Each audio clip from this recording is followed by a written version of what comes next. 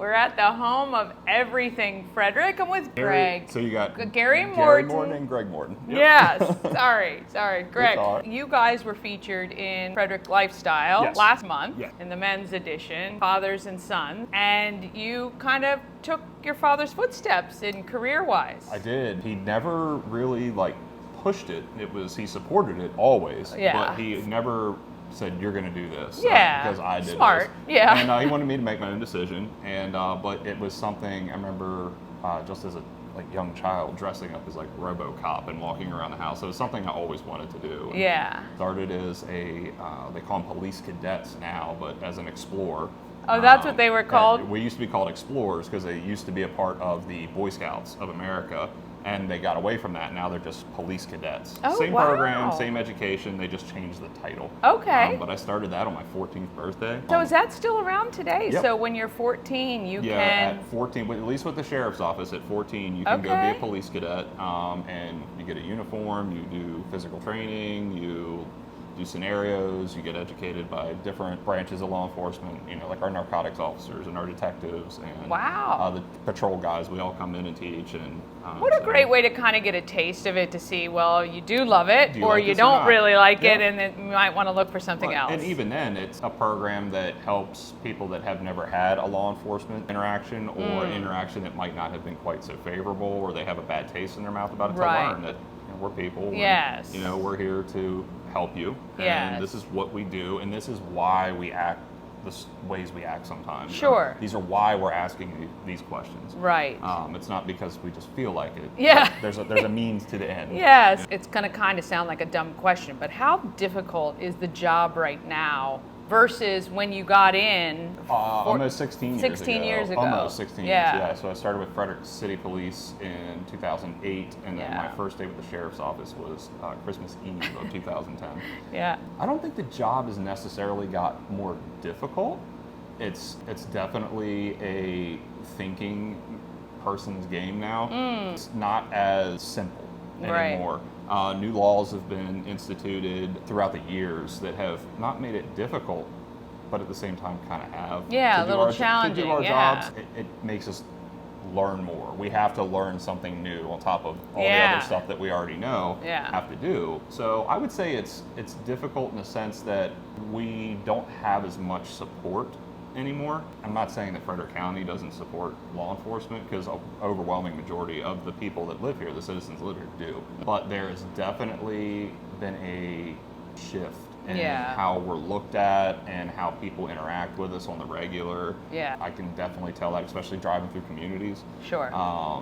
Kids used to run up to our cars and Yeah. want to play with the lights and sirens, and some still absolutely do, but Right. some are, I think, scared and a not so well-informed perspective on us. Yes, Um, yes. And I know you guys work really hard through a lot of community outreach programs Absolutely. to help alleviate that initial sense of whether it's fear or kind of introducing you guys as human, which you are, and Yeah, we're all- as parents and as, members of the community, rather than not a friendly interaction. Yes. Yeah, and I know that's tough. And It's tough and it's sad sometimes. Yeah. It does bother me, and I'm kind of one of the cliche. I got into this to help people. I really did. Yeah. I truly did get I into mean, I this think that is profession to help. 99% of every law enforcement person Absolutely. I've spoken with. It is Absolutely. really about keeping a community safe, Yep. helping the members of the community, and I grew doing up that. here. Yeah. My family grew up here. I live here still with my family and Right. my wife and kids. Yeah. And I want to do everything to keep them safe and Yeah. everybody else safe. Yeah. What can Frederick do as a community to continue to support the efforts that you personally and as a profession are making? Just talk to us. Yeah. Really, it's social interaction. And I am not shy. I love to talk to people. I love getting out of my cruiser and getting around and talking to people and going Yeah. on foot patrols. And if I see kids playing basketball or kicking a soccer ball or playing baseball, I'll get out and play with them. Yeah. I just enjoy doing stuff like Yeah. that, engaging with the community, but we would also ask that they engage with us. Right. And ask questions. We love to answer questions. Hey, Yeah. why do you guys, do this? Or why Right. do you guys, stand like that or do this? And Yeah. if doesn't put us in danger, we're going to absolutely tell you. And I think that 95 to 99% of the time, people are like, oh, I never thought about it like Right. that. And Right, it's giving a perspective that most citizens would not think about, you know. correct, yes. Yeah. And we do ride-alongs. I was just We going to do a say, I ride-along did a program. ride along. Yep. I think it was probably 1990, maybe. Oh my. Yeah. It's definitely changed a little Yeah, bit. I since then. bet, I Just bet. the cars and the technology and the vehicles Yes. and our uniforms have Yes. changed dramatically. 100%,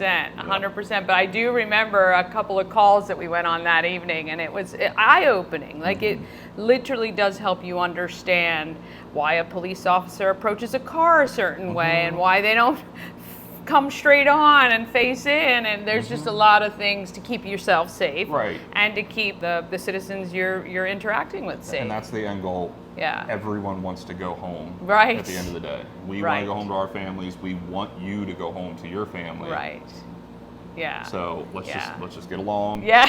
Deal with what we Let's have make at it hand right. and move on. Right, It's exactly. not personal. It is it's a not job. personal. That's right. Yeah, and that's what I think everybody should remember. And you know, it's really it's kind of one of those things that when you have people who have had interactions with law enforcement maybe several times, that they don't look at things the same way, and it's hard for you. You know, you got to say, just do what needs to be done to come home, and then you can deal with everything else later, right? Correct. And I think Yeah. on our behalf, our standpoint, just being a police officer, if we explain things to people when safe to do so, obviously, but if there's the time and opportunity to do so, hey, this is why I'm doing what I'm doing. Yeah. And that alleviates a lot of the question and some of the anxiety and fear. Right. And I've noticed that on just basic interactions, traffic stops, or any, I hate to say routine call, but Right. if I have the time and opportunity to safely do so for everybody, explain, hey, look, this is why I'm doing X, Y, Z. Yeah. I'm not doing it because I can. Yeah. I'm not doing it because I want to. Yeah. But this is This is why what I need led this to to where happen. we This is are. what's led up to this, and this is Yeah. why, and this is where we're going with this. Yes. So, and a lot of people, whether they like it or not, understand that. Yes. And it just removes another factor. Yeah. So. What have you noticed, obviously growing up here to where you are today, the change in Frederick? What's been good about the change in Frederick? It's got bigger. So I grew up, I have to say, I grew up on a farm on the southern end of the county Yeah. in Urbana, Imesville area. And Okay. living down there, growing up, there was nothing. Right? There was a little shopping center, Yeah. the Crack Claw. Urbana High School was still brand new. Yes. And that was really it. Yeah. And I watched it develop. And at first, and don't get me wrong, I still love the farmland. I still Yeah. love Yeah, of what I grew course. up with. But it did bring a whole bunch of different people Yes. into the county. So the growth has been a good thing. I do enjoy that. And I like seeing new stuff. So that's one thing I've really Yeah. liked. And then just the cooperation between agencies and communication has Yeah. changed dramatically. The fire department used to do now we always got along, but the fire department did their thing, and the city Yeah. police did their thing, and Brunswick Thermite, they all did their own thing. Yeah. But now with technology, we have this open line of communication with each other Yeah. all the time, and I really like that. Yeah, sure. I'm sure it makes the job easier at times when you need that Oh, support from other infinitely. I agencies mean, or things like that. You know, yes, Yeah. absolutely, Yeah. infinitely better. Yeah, yeah, Being able to talk to each other Yeah. in real time Yeah. is a big thing. Growing up as a law enforcement, a child of a law enforcement agent, what was that like for you? It was my whole life, so I didn't Yeah. know better. I didn't Any know different. I didn't know any different. Yeah. It was scary sometimes. Yeah. You know, I'm in that generation where I grew up and saw, 9/11, and we Right. saw the active shooter, Yes. the sniper, the Beltway sniper, and seeing my dad have to run out the door Yeah. with his equipment on and gear up, and then Yeah. be gone for days on end. Right. That was worrisome. Yeah. And then, just media and watching, media was pretty much non-existent then, but police movies where Yeah. the police officer gets shot and injured, and then Yeah. you think, well, could that happen? Holy cow. Could that Yeah. happen to my dad? Yeah. And so you would worry. Yeah. But we always knew he had the best, very well trained. He was in great shape, still is. Yeah. Does he and- challenge you every now and then? No, we've always. You And don't that's one of the great foot things. race down the street? No, that's great. Yeah.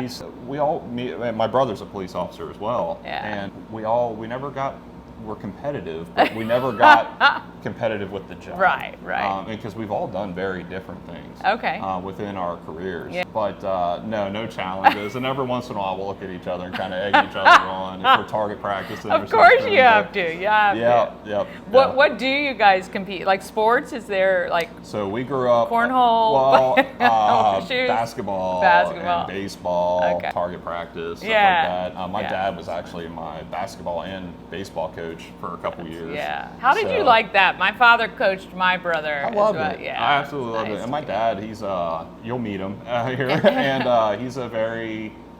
he's got this presence about him. He's a very big, strong guy. Yeah. And he just kind of, when he walks in the room, you're kind of like, you notice. he's there. And but he's one of the nicest human beings I've ever met as well. And he taught me from the jump, you give everybody respect. It doesn't matter, treat everybody how you want to be treated. Yeah. Give people respect. Yeah. And you'll get respect back. Yeah. But there's also a time that it's time to be serious. Yeah. And the ship can sail a little bit, and that was to keep me safe in this job. Yeah. But he's such a nice guy, and he does a lot of community stuff. He grew up here in the city and lived in the county his whole life, and he served 35 years with the sheriff's office and retired as a commander, as a major. Yeah. So I'm very proud of him. Yeah, it was really cool. I can tell. That's very, very cool. He's a phenomenal role model. Yeah. So I've got very big shoes to fill. Well, that's always nice, when you have somebody like that. And it's, unfortunate that some kids don't have that opportunity. What would you like to achieve in your next few years of service? Are there any goals you have that you'd like to achieve before you retire or look to something else? Just leave the community in a better place than it was when I started. Yeah. Just kind of like, if you make a mess, you clean it up, you borrow something from somebody, make sure it's nicer than when return they gave it to you. Yeah. I look at it the same way because this job has been very physically and mentally demanding throughout its years on me, but it's also given me a lot as well. It has given me a lot. I've learned a lot. I've experienced more than most ever will, just because of some of the situations that I've put in. I would just like to see a better dichotomy between police and the community again. Yeah. Where, the old school, the police officers walking down the sidewalk and, hey, officer. Yeah. It's not rare, but it's much more rare than it used to be. Yeah. I'd like to see that come back. Yeah. I'd like to see that, and I work very hard for that. And just, again, it comes down to social interaction and community engagement and stuff like that. Yeah. Well, we appreciate everything you do for this community, keeping Thank us you. all safe, and there are those of us out there who wouldn't have the guts to do what you guys do, so we are very grateful that you're out there for us. And make sure when you see Greg, you say hello, and obviously while he's not engaging with something else, but when he's walking down the street, he welcomes you to stop and chat and ask him some questions. I think you'll be, pleasantly surprised. He's human, he's a dad, he's a husband, and he wants to keep this community safe and leave it better than he found it. So we really thank you so much for this. Thank you very much. Really much. Appreciate it. Thank you.